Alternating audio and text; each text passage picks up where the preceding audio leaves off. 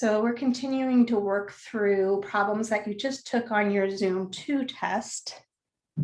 And in front of you, and I'm not sure which version is which right now, but we have if the derivative of f of x is equal, f of x, which is f prime of x, is equal to sine squared x times cosine x, find f of x if f pi of halves is equal to 2.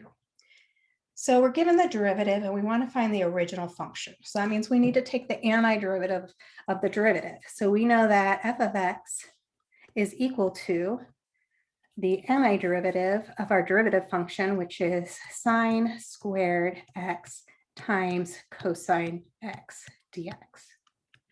When we don't have any product rule for antiderivatives, we use substitution to help us integrate things that we can't integrate. I don't know how to integrate sine squared of x.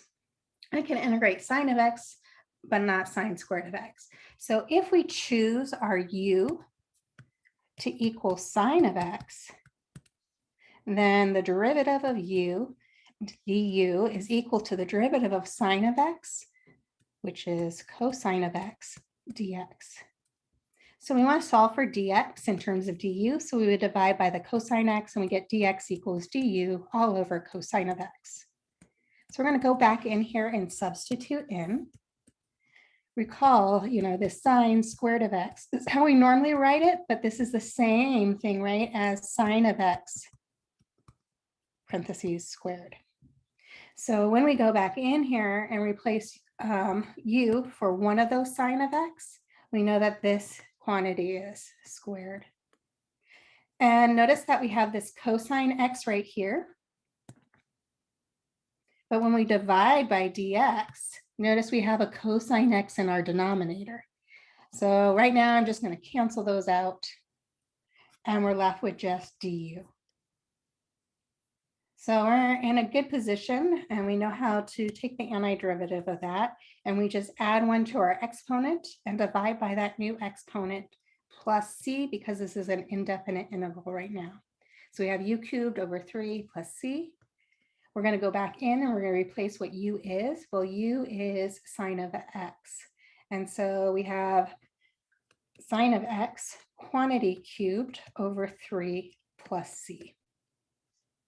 But we're given enough information in this problem, and this is an initial value problem, that we could figure out what c is. So we're given when x is equal to pi halves, our y value is equal to 2. So we're going to go in here and plug in 2 is equal to this sine of pi halves quantity cubed all over 3 plus c. Well, sine of pi halves is the y-axis, sine is your y value, unit circle, that's going to be 1. So here we have 2 is equal to 1 quantity cubed over 3 plus c. So we're going to have a common denominator here. So when we subtract that 1/3 on both sides, we might as well get that right now. So right now, if we multiply 2 by 3/3, we get 6/3 minus 1/3. So we get c is equal to, so 6/3 minus 1/3 is 5/3. So we're not quite done. We just want to go back in and give what our function of f of x is with the condition f of pi halves is 2. So f of x is equal to sine. I can rewrite this as sine cubed x, or I can leave it with a parentheses cubed. Notice that we have a common denominator. So we could technically write this as a single fraction. Oops, right here. So all over 3 and plus 5, our c value.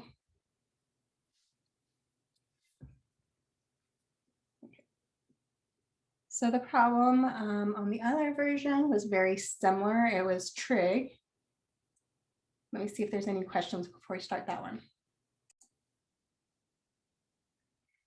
So this next example we have if f of x, or sorry, if the derivative of f of x f prime of x is equal to x times cosine of 8x squared.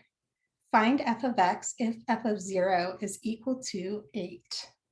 Okay, so again, we're given the derivative function. We want the original function. And so if we're given the derivative to get the original function, we want to take the antiderivative. And so f of x is going to equal the antiderivative of our derivative, which is x times cosine of 8x squared dx.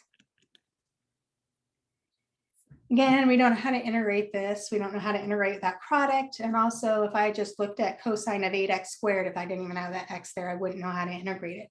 And so that kind of clues me in. I know how to integrate cosine of x, but not cosine of 8x squared. So that kind of clues me into what to choose my u to be. And so I'm going to choose u to equal 8x squared.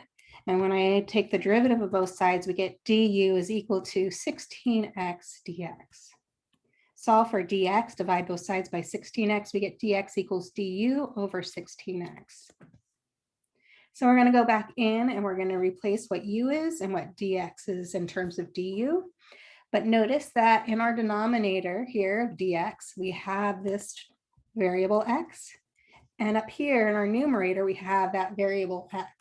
And so when I replace it, those x's are going to cancel. So let's just do that now, just to save time.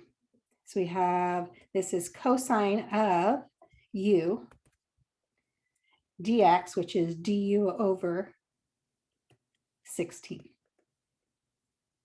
we want, we can pull that 1/16 out and now take the antiderivative of cosine of u.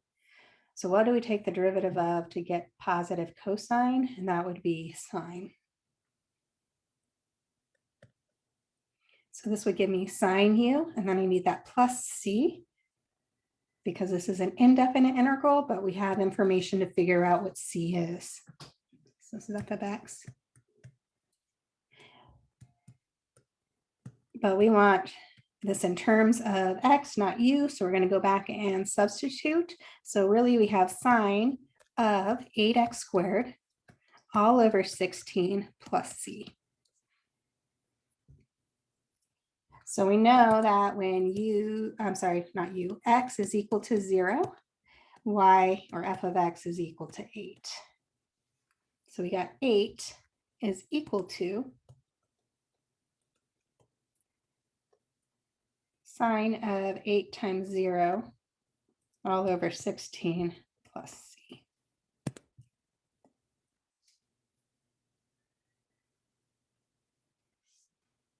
Okay, well, sine of 0, let me just make sure that square is in the right spot. I need another parentheses in here. That square is not in the right spot. And then parentheses.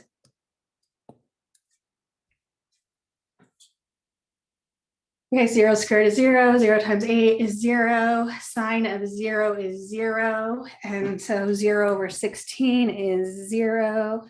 So we have 8 is equal to 0 plus c, so c is equal to 8. So now we know what our function is. Make sure you rewrite it. F of x is equal to sine of 8x squared all over 16 plus 8.